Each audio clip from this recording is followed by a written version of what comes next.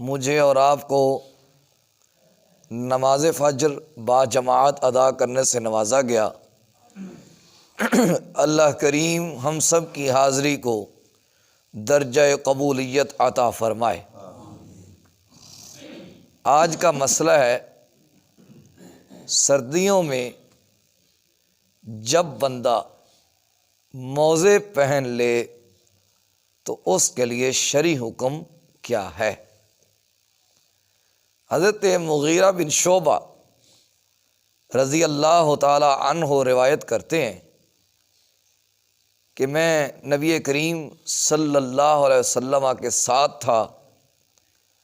ایک سفر میں حضور علیہ الصلوۃ والسلام نے پیشاب فرمایا، سرکار نے طہارت فرمائی، اس کے بعد حضور نے وضو فرمایا اور حضور نے موزے پہنے ہوئے تھے چمڑے کے، تو میں نے ان کو اتارنا چاہا تو حضور علیہ الصلوۃ والسلام نے مجھے منع فرما دیا اور حضور نے ان کے اوپر مسح کیا۔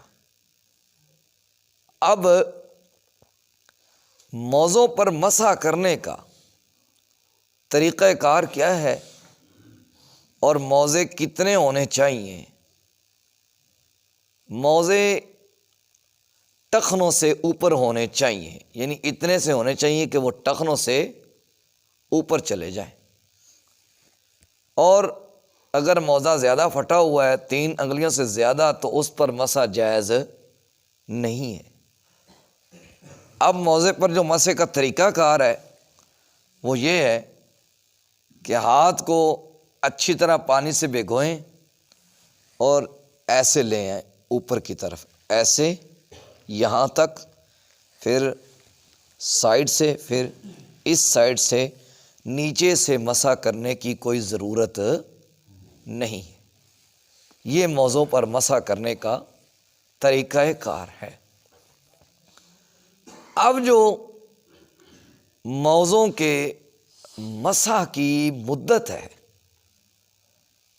وہ 2 طرح سے ہے۔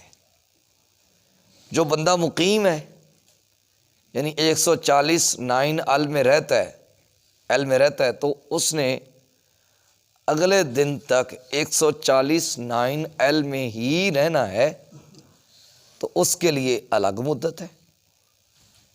لیکن ایک بندہ وضو کر کے موزے پہن کے یہاں سے لاہور چلا گیا تو اس کے لیے الگ مسئلہ ہے۔ جو تو بندہ مقامی ہے، جس نے سفر نہیں کرنا، وہ جب وضو کر کے موزے پہن لے گا تو اس کے جو مسح کی مدت ہے وہ 24 گھنٹے ہے۔ کتنی ہے؟ 24 گھنٹے۔ کیا وضو کر کے جب موزے پہنے تب ہی مدت شروع ہو جائے گی؟ نہیں۔ بندے نے وضو کیا مثال کے طور پہ 5 بجے، اب اس نے وضو کر کے موزے پہن لیے، تو کیا اس کی مدت 5 بجے شروع ہو جائے گی؟ نہیں، اس کی مدت تب شروع ہوگی جب اس کا وہ والا وضو ٹوٹے گا جو اس نے وضو کر کے موزے پہنے تھے۔ جب وہ وضو ٹوٹے گا تب اس کے مسح کی جو مدت ہے وہ شروع ہو جائے گی۔ مثلا اس نے 5 بجے وضو کیا، اب اس کا وضو خارج ہو گیا 7 بجے، اب وہ اگلے دن صبح 7 بجے تک موزوں پر مسح کر سکتا ہے۔ اگلے دن موزوں پر صبح 7 بجے تک وہ مسح کر سکتا ہے۔ جب ہی 7 بج جائیں گے تو اس کو اب شریعت کہے گی اب تو دوبارہ موزے اتار، اب دوبارہ وضو کر اور پاؤں کو دھو اور دوبارہ موزے پہن۔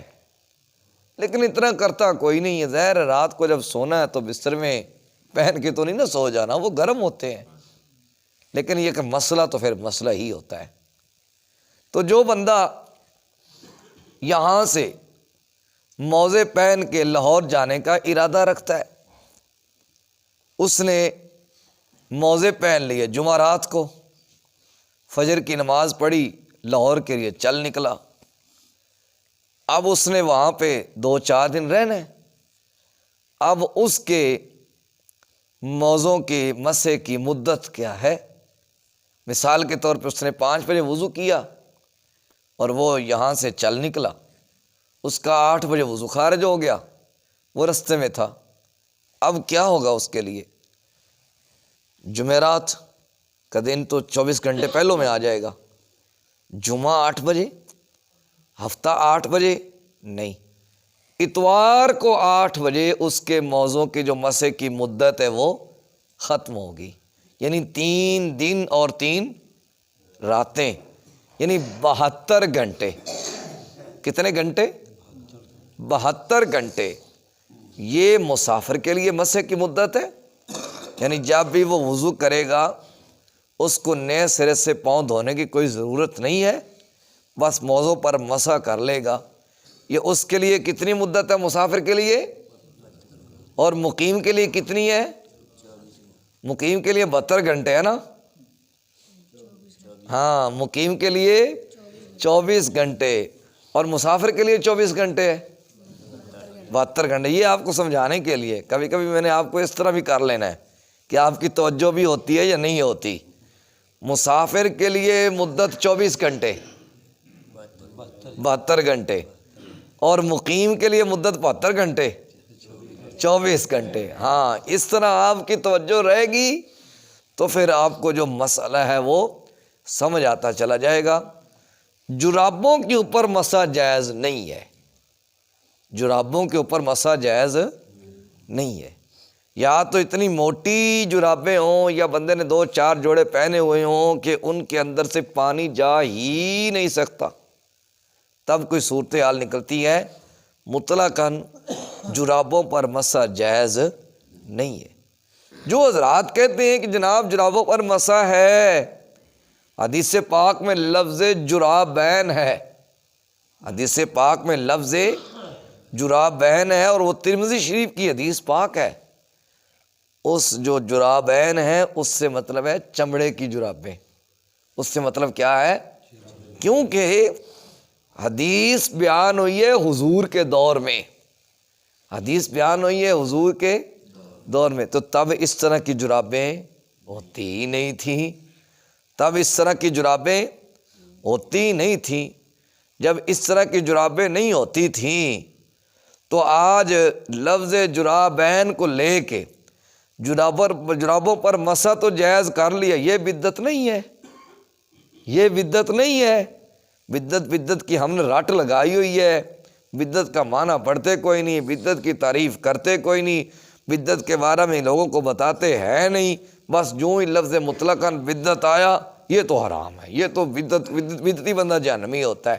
اس لیے دین کو سمجھنے کے لیے تھوڑی سی عقل کی بھی ضرورت ہے اور تھوڑی سی فہم و فراست کی بھی ضرورت ہے۔